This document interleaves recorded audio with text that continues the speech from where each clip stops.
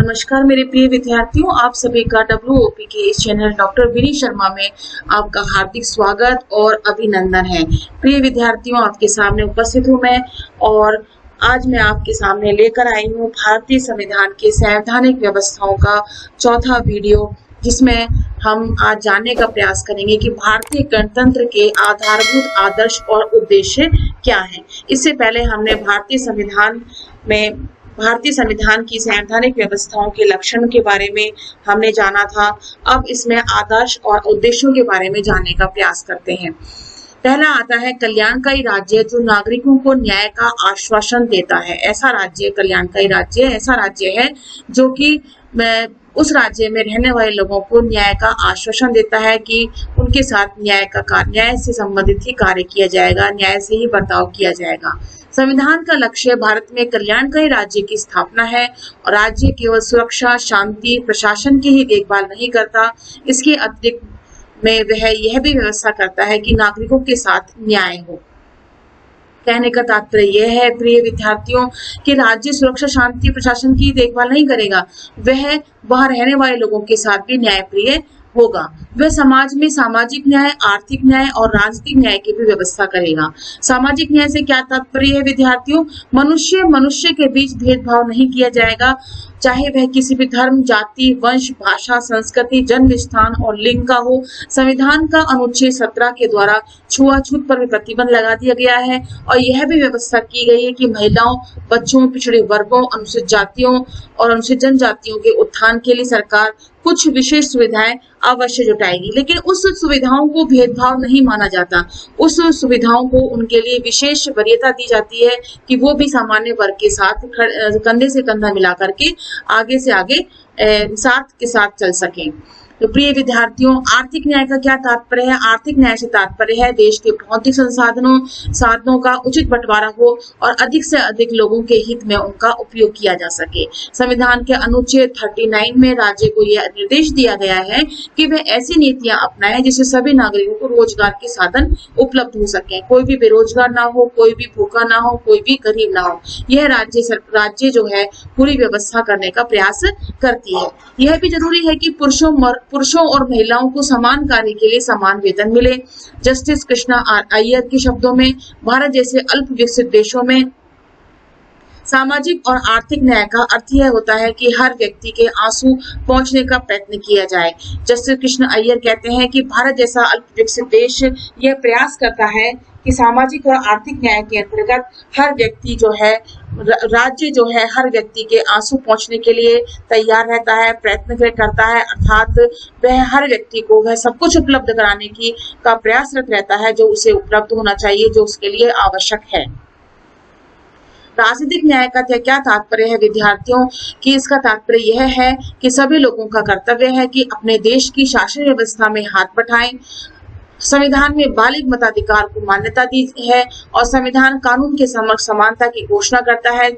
चाहे वह व्यक्ति किसी भी धर्म, जाति, भाषा, संस्कृति का हो, वह कानून के समक्ष बिल्कुल समान है। इसका अर्थ यह है कि कानूनी तौर पर सब समान है, सभी का समान महत्व है। राज्य नागरिकों के साथ मनमाना व्यवहार नहीं करेगा। दूसरा बिंदु आता है अनुसूचित जातियों और पिछड़े वर्गों के लिए संरक्षण। न्याय के संदर्भ में आरक्षण व्यवस्था की जो चर्चा करना आवश्यक है। जातिवाद की जड़ें बहुत गहरी हैं भारत में और अनुसूचित जातियों के लोग जन्म से ही हीन माने जाते रहे हैं। यह लोग सदियों से शोषण का शिकार भी रहे हैं। इन जातियों व वर्गों को गरीब और पिछड़ेपन से मुक्त कराने के लिए अनुसूचित जातियों, जनजातियों के लिए लोकसभा तथा राज्य विधानसभा और सरकारी नौकरियों में स्थान आरक्षित किए गए हैं। शुरू में केवल 10 वर्ष तक की ही आरक्षण की प्रावधान था, परंतु यह अब भी बरकरार है। मौलिक अधिकार और स्वतंत्रता, समानता तथा बंधुता। अधिकारों की रक्षा के लिए यह आवश्यक है कि संविधान में उनका विस्तार से उल्लेख किया जाए तथा न्यायालय उनकी रक्षा करे। 1928 में प्रकाशित मोतीलाल नेहरू रिपोर्ट में मूलभूत अधिकारों पर विशेष बल दिया गया था और 1931 के कराची अधिवेशन और उसके बाद 1945 की सप्रू रिपोर्ट में नागरिकों के अधिकारों की मांग उठाई गई थी। इसलिए भारत के संविधान में मौलिक अधिकारों को विशेष दर्जा दिया गया है।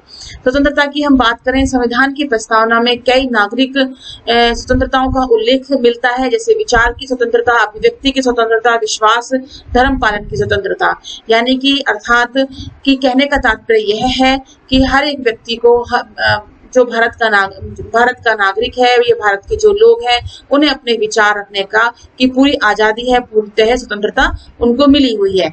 और इन स्वतंत्रताओं का मूल स्वर है सहिष्णुता, अर्थात दूसरों के विचारों का सम्मान करना। पी.के. त्रिपाठी के शब्दों में पी.के. त्रिपाठी जी कहते हैं कि लोकतंत्र में अभिव्यक्ति का वही स्थान है जो शरीर में रक्त संचार का है। इसके कारण लोकतंत्र के सभी अवयव धुले और स्वस्थ रहते हैं। पी.के. त्रिपाठी यह कहना चाहते हैं कि लोकतंत्र तभी जीवित रह सकता है जब उसमें रहने वाले लोगों को अभिव्यक्ति का अधिकार दिया जाए।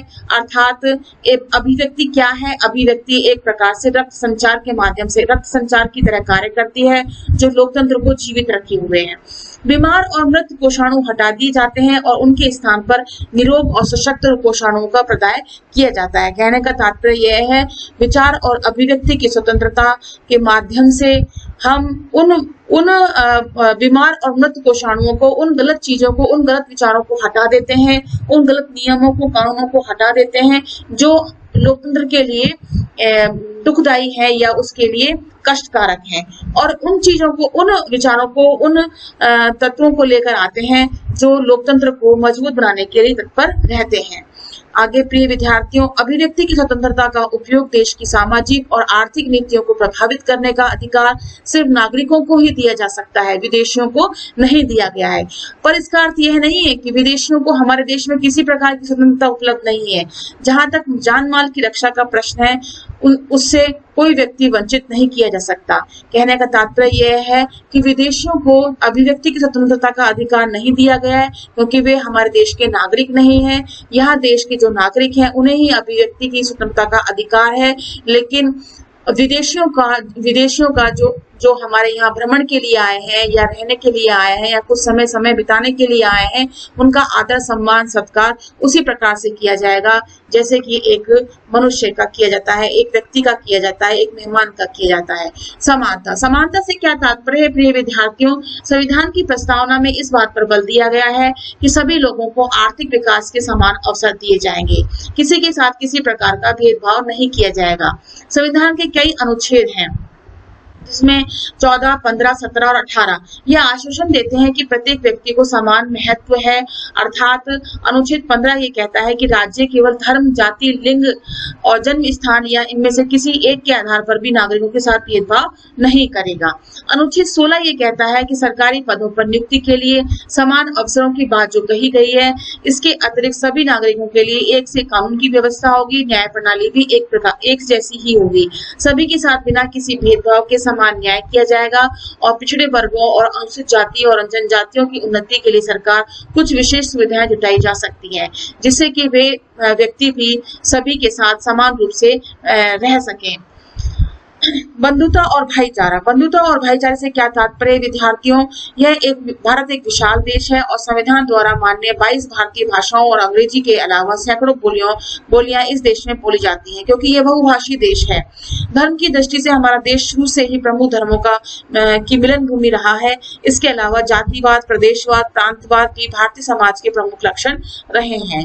संविधान निर्माताओं ने भाईचारे पर विशेष बल दिया है और भाईचारे की भावना को विकसित किया जाना निम्नलिखित 2 कारणों से जरूरी माना गया है।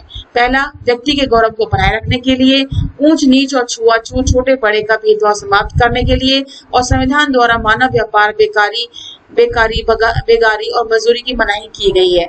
दूसरा, राष्ट्र की एकता, अखंडता को बनाए रखने के लिए और भाईचारे की भावना पर बल देना जरूरी माना गया है।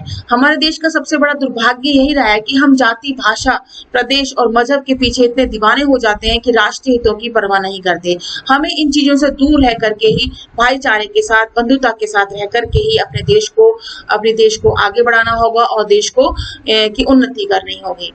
तो प्रिय विद्यार्थियों, अब आता है नीति निर्देशक सिद्धांत। नीति निर्देशक सिद्धांत क्या होते हैं? संविधान के भाग 4 में नीति निर्देशक सिद्धांतों को जोड़ा गया है। इनका क्षेत्र बहुत ही व्यापक है। नीति निर्देशक सिद्धांतों के माध्यम से संविधान निर्माताओं ने समाजवादी, उदारवादी, गांधीवादी आदर्शों को हमारे समक्ष रखा है, जैसे कि मजदूरों को जीवन निर्वाह योग्य मजदूरी मिलनी चाहिए, ग्राम पंचायतों का गठन किया जाना चाहिए, न्यायपालिका को कार्यपालिका से अलग किया जाना चाहिए, सभी नागरिकों के लिए समान नागरिक संहिता बनाई जानी चाहिए और ऐसा किया भी गया है। प्रिय विद्यार्थियों मौलिक अधिकारों को लागू करने के लिए नागरिक न्यायालयों की शरण ले सकते हैं और नीति निर्देशक सिद्धांतों को न्यायालय द्वारा लागू नहीं किया जा सकता है। तो विद्यार्थियों इसमें सबसे बड़ी समझने की बात यह है कि मौलिक अधिकार जो है वो न्याय योग्य है, वाद योग्य है। अगर हमें हमारे किसी मौलिक अधिकार का हनन होता है तो हम न्यायालय में जाकर के ये याचिका दायर कर सकते हैं। लेकिन अगर किसी नीति निर्देशक सिद्धांतों का अगर पालन नहीं हुआ है, उसके द्वारा नीतियां नहीं बनाई गई हैं, तो ये वाद योग्य नहीं है, न्यायालय में जाकर के इसमें याचिका दायर नहीं की जा सकती है। दोनों में ये बहुत बड़ा अंतर हमें देखने को मिलता है। तो भी क्या नीति निर्देशक सिद्धांतों को की भी घोषणा इसलिए जरूरी समझी गई है जिससे कि कानून बनाने वालों की मनमानी पर नियंत्रण रखा जा सके और नीति निर्देशक सिद्धांतों वे सिद्धांत हैं जिनके संरक्षण के लिए सब लोग एक होकर खड़े हो जाएंगे। अर्थात कहने का तात्पर्य यह है विद्यार्थियों, नीति निर्देशक सिद्धांत क्या कहलाए? नीति निर्देशक सिद्धांत वे कहलाए कि वह सरकार जो हर 5 साल में परिवर्तित होती है, उसके लिए भारत के संविधान ने कुछ नीतियां इस प्रकार के निर्धारित की हैं जो कि जनता के कल्याण के लिए है, जनता के हित के लिए है। उन्हीं नीतियों के आधार पर ही समय के अनुसार जैसे जिस प्रकार से समय परिवर्तित होता है, उस परिवर्तनशील समय में उन नीतियों को आधार मान करके ही सत्तारूढ़ सरकार, जो सत्ता है वह उन नीतियों का निर्माण करेगी, नीतियों का संचालन करेगी। जमींदारों ने जमींदारी उन्मूलन कानूनों को विधि के समक्ष समता के अधिकार के विरुद्ध बताया। पटना उच्च न्यायालय ने तो बिहार भूमि सुधार कानून 1950 को अवैध घोषित कर दिया, परंतु उच्चतम न्यायालय ने इस कानून को इस आधार पर वैध ठहराया कि उसके द्वारा संपत्ति का विकेंद्रीकरण होगा, यानी देश के भौतिक साधनों का अधिक से अधिक लोगों के हित में उपयोग हो सकेगा। तो प्रिय विद्यार्थियों, यह उदाहरण यहाँ पे इसलिए लिया गया है कि नीति निर्देशक सिद्धांत यह कहते हैं कि जो नीतियां जो सभी लोगों के लिए समान होनी चाहिए, सभी के हित के लिए होनी चाहिए, तो उच्च न्यायालय वो इसी प्रकार के निर्णय करेगा जो सभी के हित के लिए होंगे, किसी एक वर्ग विशेष के लिए नहीं। प्रिय विद्यार्थियों, अब बिंदु आता है 5वां, विश्व शांति की स्थापना। विश्व शांति की स्थापना से क्या तात्पर्य है? जैसा कि इस बिंदु से ही हमें पता चलता है कि भारत एक ऐसा देश है जो विश्व में शांति की स्थापना का प्रयासरत रहेगा। हमारे नेताओं के राष्ट्रवाद में अहंकार का भाव नहीं था। राष्ट्रीय स्वार्थ की पूर्ति के लिए वे इस मानवता को तिलांजलि नहीं दे सकते थे। भारतीय संविधान राष्ट्रों के बीच मैत्रीपूर्ण संबंधों का उल्लेख करता है। कहने का तात्पर्य यह है विद्यार्थियों की संविधान जो भारत जो है और भारतीय संविधान में जो विदित किया गया है वो इस प्रकार से बताया गया है कि भारत जो है अन्य राष्ट्रों के साथ भी मैत्रीपूर्ण संबंधों के आधार पर ही अपना निर्वाह करेगा, अपने संबंधों का निर्वाह करेगा। वो किसी प्रकार से किसी भी अहंकार के भाव में नहीं आएगा और किसी प्रकार से किसी के साथ तनावपूर्ण स्थिति या युद्धपूर्ण स्थिति को उद्वेलित नहीं करेगा। भारत की विदेश नीति के 2 प्रेरक सिद्धांत रहे हैं। पहला सिद्धांत रहा है गुटनिरपेक्षता और दूसरा सिद्धांत रहा है शांतिपूर्ण सह अस्तित्व। तो प्रिय विद्यार्थियों, गुटनिरपेक्ष सिद्धांत से क्या अभिप्राय है?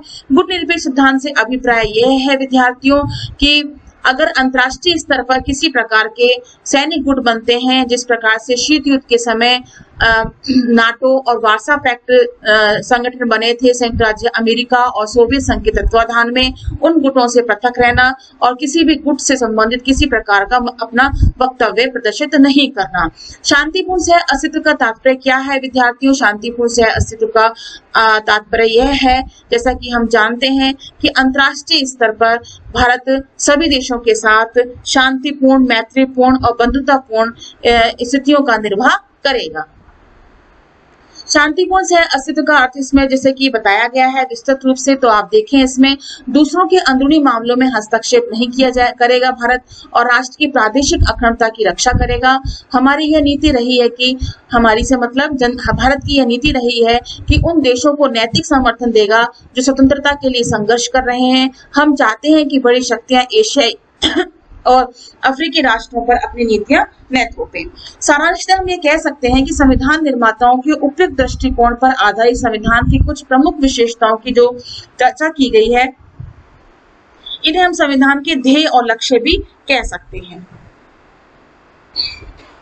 इस वीडियो में जो हमने प्रमुख उद्देश्य और प्रमुख आदर्श जो बताए हैं भारतीय संविधान के, उस पर ही आधारित हमने कुछ प्रमुख प्रश्न बनाए हैं जिनका उत्तर आप अपने नोटबुक में लिखिएगा। सामाजिक न्याय से क्या अभिप्राय है? आर्थिक न्याय से क्या अभिप्राय है?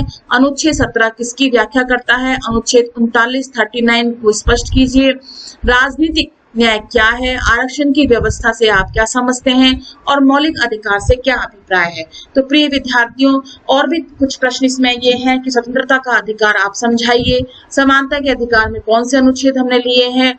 बंधुता और भाईचारे से क्या अभिप्राय है? नीति निर्देशक सिद्धांत से क्या अभिप्राय है? नीति निर्देशक सिद्धांत किस अनुच्छेद में लिए गए हैं? गुणनिरपेक्षता से क्या अभिप्राय है? शांतिपूर्ण सह अस्तित्व बताइए। और नीति निर्देशक सिद्धांत संविधान के किस भाग में है और मौलिक अधिकार संविधान के किस भाग में है? इन प्रश्नों को आप स्पष्ट रूप से अपने नोटबुक में लिखिए।